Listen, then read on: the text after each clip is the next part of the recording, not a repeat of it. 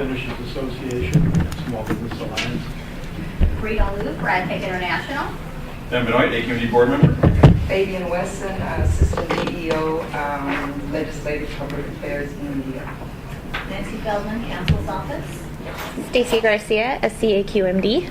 Elaine Hill, South Coast AQMD. Dave Lindeveld, AQMD. Very good. And we have a guest over here. Elizabeth Matamoros from Maywood City. Oh, very good. Thanks for coming. Thank you. All right. With that, follow-up and action items. Fabian, you're taking over for Derek, I understand? Yes, I am.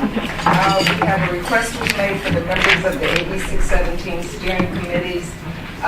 They wanted a committee roster. Staff emailed the steering committee roster for Wilmington, Carson, West Long Beach on December 5th, and the San Bernardino Muscoy roster on December the 11th. When the remaining roster is finalized, we will post it on the AB 617 page and also send it out to you guys. Also, a request was made for the November 28th, 2018 AB 617 meeting flyer to be emailed. Staff emailed the flyer on November the 14th, 2018. Supervisor Perez requested a map of locations of monitors in his district. Staff emailed the map and locations to Supervisor Perez staff on December 13th.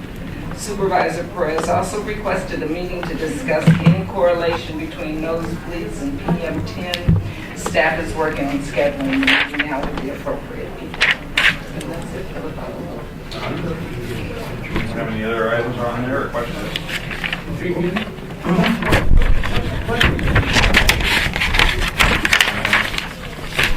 Lady in the community roster for community.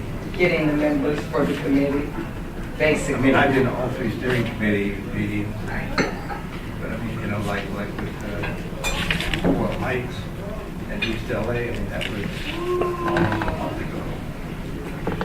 It's just the interest from the community. It's just trying to get folks interested in being on that. Thank you so much. On that steering committee, we've had overwhelming responses for the other committees. It's just getting enough folks to mandate what we need to fill the committee with. Yeah, but that night, I was sitting right next to Joe Lou. You know. But this is for a different committee. This is for a different community. I'm sorry. This is for the East LA Boyle Heights committee. It's a totally different committee. That's what I'm talking about. That's what we're waiting on. That's all I can do. Because I mean, it was full. There were table tents for people. So, I mean, and I'm sure We had some drop-offs. We had some folks that were on the committee that we identified weren't actually living in the community, and that's a prerequisite. They have to live in the community. So we'll have more on that shortly. You answered my question. Even though I was born there and grew up there and then left, you have to physically live in the community to represent it. Okay, thank you. Yes, thank you. So following up on that, because I know Bill had mentioned last couple of months ago at the board meeting about the issue of trade organizations that are representing businesses in those communities, but that don't necessarily live in that community, and that's the same boat that we're in.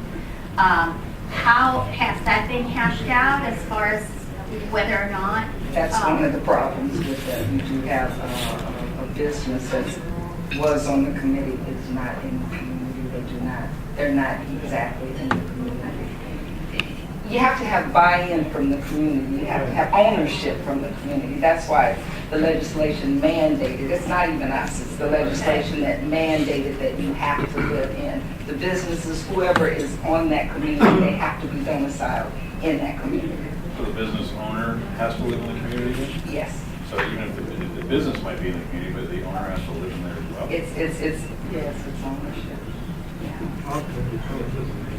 Yeah. Well, I kind of think because the legislation and the air protection program, while it may mandate, it doesn't forbid business organizations from participating. No, we want business organizations to participate. It has to be from a business owner that lives in the From a business owner, not a business organization. Right. Yeah. But I remember we had that discussion with the board. My understanding was that if a business owner got on the committee that was from that city or area, and if they wanted to then hand that to the trade organization, they could. Oh, The Okay. business owner had to get on there for, that was my understanding, is that correct? Okay, thank you. But Thank the you clarification for I'm that. hearing now, and my assumption was if I owned a business in that community, I could get on there, but you have to actually live there and own a business in that community, which, a lot of bars. Makes it difficult for us to And try to that's a fine get. point, because it really doesn't say that either. That's a matter of interpretation, but is it?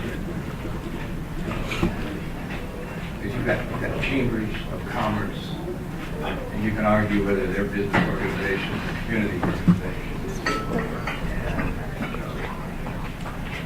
they're woefully deficient in representation of businesses, all three of them. 50% of the membership has to be community residents. That's David? I'm done. Sorry. Here's sort of an extension of what Bill was talking about is in the event the membership of this group are just local residents and local businesses. They probably don't have the background and air quality to understand a lot of nuances that we do. So is there someone at the table from South Coast or Clark or someone that's going to interpret as far as what you can do, what the authority is? We don't know what the mandate is. It's pretty hard to say. Unless you want. Absolutely, and we address those and along with the applications at the beginning of the meeting and talk about the charter. You could put in bill is. What we're here to do, what we can and cannot Yeah, they all have do. your tax. It's a learning process Very as we late. go along. We've learned with each community, we've gotten better with each community. Name tags, It's, Bill's right there. You know, trying to do what's right for the community and follow the letter of the legislation sometimes does lead to different interpretations, but we're still out to trying to do the best for the community. It's individual for each community, so it differs for each community. Interest on the community steering committees has been different from each community. We've had communities where we have a waiting list of folks that want to be on it. So it's just different.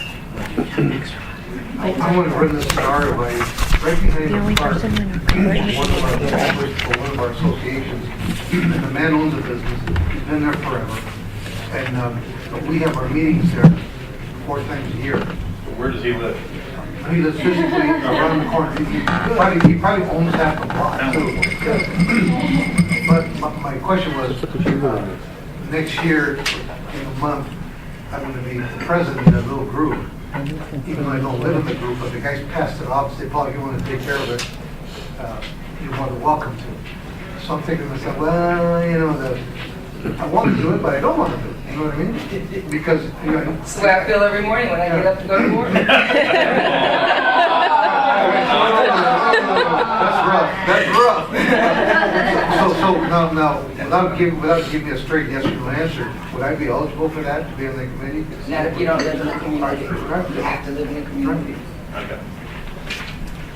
I need another one. But at least, you know, what your clarification offers some relief. It's not perfect, but I think it's better than not having any. Exactly. Okay. All right, with that, we'll go on to the action items. We have the meeting minutes from November 9th. Any questions from anyone on the minutes? I make a motion that we accept the minutes as presented. Thank you. Second. Motion and a second. Any opposed to that? So moved unanimously. And now we'll go into the approval of local government small business assistance advisory group accomplishments, and then Steve got it for goals and objectives. Actually, the exhibit was wrong. It was like it was the dairy show. But it was from an old agenda that was copied when there weren't any GB members here, so Derek actually did it. Oh. I can do it, but that should be on the agenda. Oh, for the presentation on that? It usually is staff. Oh, I see staff. Okay, I will present. Hopefully I have them. Merry Christmas. We'll have stuff with me, Fred. It would be very good to I've learned to roll with the punches today. This is what we do. Okay, proposed goals and objectives. They are in your packet. We are certainly open to any comments. additions that you might want to put here. If you'd like, I can read through them, or you can read them yourself. What's your pleasure? I've gone through them. I do have some. Sure. Two recommendations for two additional items. Number one, or it would be number 18, I guess. SCAQMD is in full. Rule 1106 for marine coatings is coming up again, and I know, yeah, I asked staff, they didn't get enough, so they're going to bring it up again.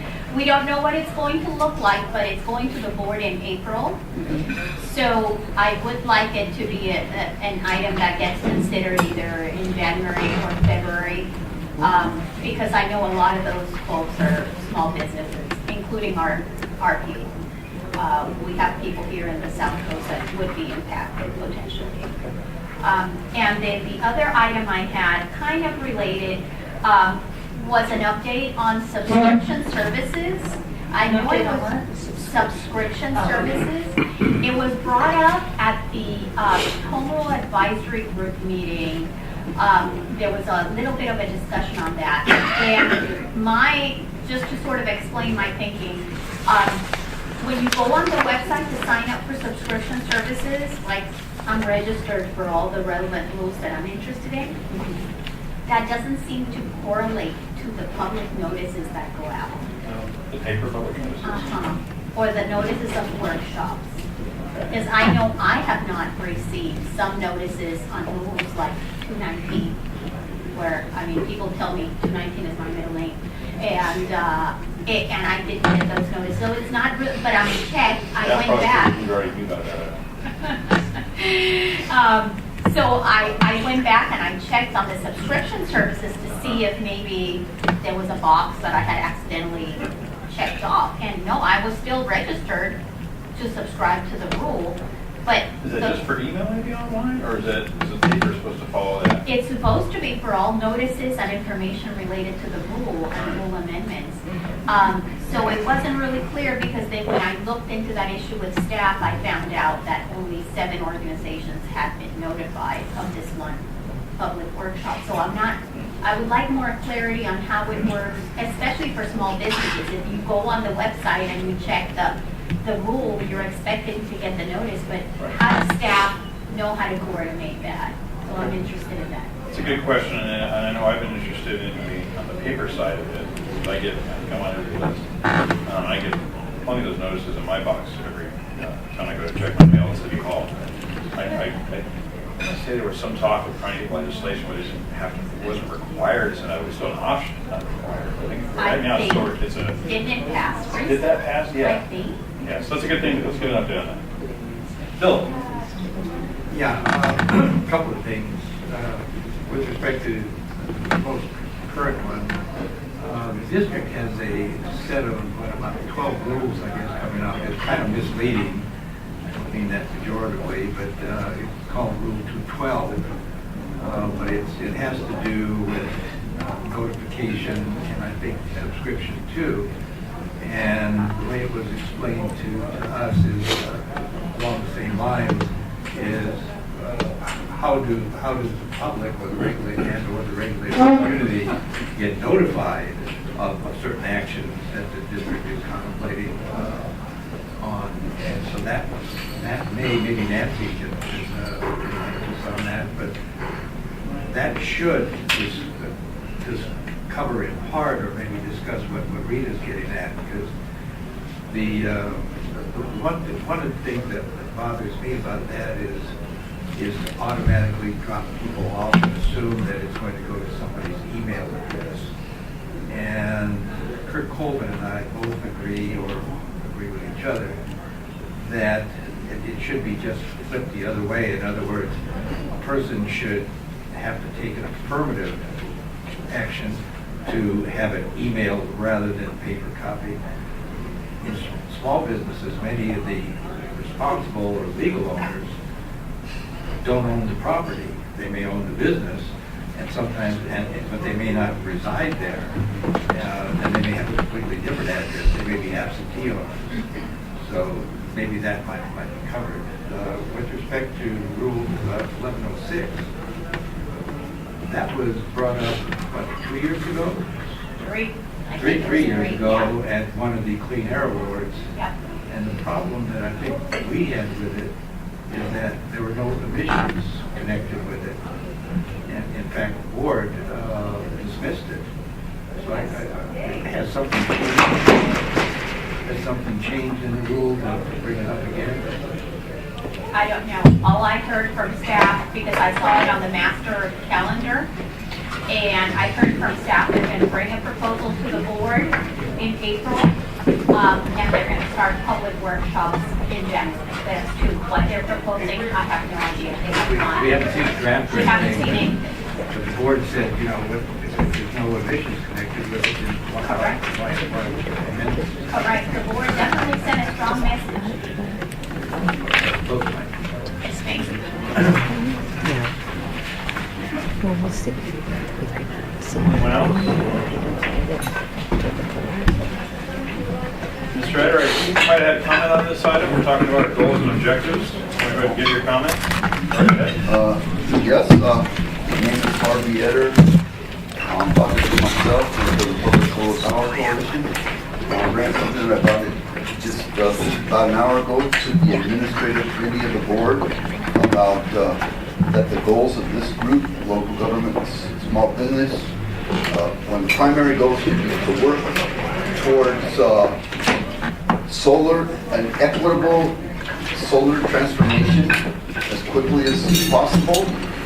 In light of there's been some state, federal, and international studies about climate, that the rate of change in climate is happening a lot faster than we were.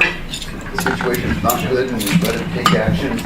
And so there's community choice energy, which is being implemented throughout the district. Yesterday I was at a board meeting for LA County and Ventura County and about 30 cities.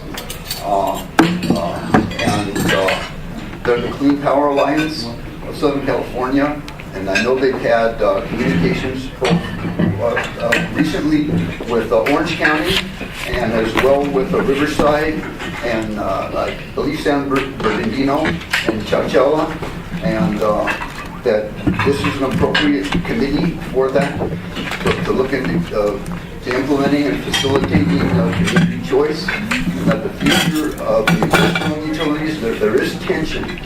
There's $125 million. There's called the PCIA. It's like moving away from the industrial utility and what they call stranded assets and what to pay for this. And these costs are going way up. The nuke that got stranded, Diablo and down here, big part of this, and so they didn't see $1 billion worth of increase in natural gas costs and power production. They're trying to get this $125 million out of $1 billion. They didn't hedge for it, and this is outrageous. It has, they were predicting to put nukes every 15 miles on the California coast. They don't know what they're going to do with the waste. It's not even a rate case now, so local control. For instance, on the board, the chair of the LA County, the Clean Power Alliance, is a councilwoman from South Pasadena, and also another board member we got from LA County, Sheila Kill, who was represented here, and then from South Pasadena, and from the place near Palos Verdes, Judy Mayor Mitchell Pro Tem. Anyway, so there's a lot of involvement with board members and with other people in local governments, and it's an opportunity, and a lot's changing. And with the fires and whatnot, the future of the industrial utilities like PG&E is threatened with bankruptcy. They went bankrupt about 15 years ago when Enron gave the state and Edison was within moments of going bankrupt. We got that situation again. They're trying to give them a crutch. The state spent at least $42 million, according to the Public Power Institute of California, to buy power for 10 years. We spent a lot of money, and they were going to sell out their transmission and distribution system for $1 to the state. That was under Republican Governor Davis and with Pro Tem John Burton, and it fell through. That's 2/3 of the state's transmission and distribution system. So the fires aren't going to go away. The climate changes, and local governments are in a good situation to look at also the cooling costs and air conditioning in marginal areas is going up. It's going to get worse. So district heating and especially air conditioning. So local government can do this, and we're in a good place to do it anyway. So thank you for letting me talk. I happen to come in at an opportune time when people got food in front of them. Thank you, Mr. Edmund. And your comments don't fall lightly to me. I'm actually the chair of our Community Choice Aggregation for Western Riverside Council of Governments. So we have 7 cities that have joined that, and I'm going to see if we can continue that and move that forward. Not all of our cities joined. Some of our cities have their own electrical companies. They didn't join for that reason, but other cities did not join for political reasons. But so we're still moving forward, and what it is for my community right now is just that what we're seeing is a potential savings per customer about 3%, which doesn't sound like a lot, but what the numbers we're looking at are the numbers for our entire community saving 3%, and that dollar figure is staggeringly high. And the economic development prospect of that is very good. So, and we've also managed to give our consumers a choice. I'm sure you're aware, and I'm not sure if this whole body's aware, but when you choose with Edison they have a solar option on Edison. If you read the fine print, all it says is they're going to send your bill or your money towards potentially buying off-site electricity or potentially putting into some sort of a solar. It's not actual. These CCAs can actually do that, where you're only buying the actual solar or other green power. So I find Edison's attempt at that a little bit trying. So I'm glad to see our communities moving forward and that giving people like Mr. Eder or myself that option.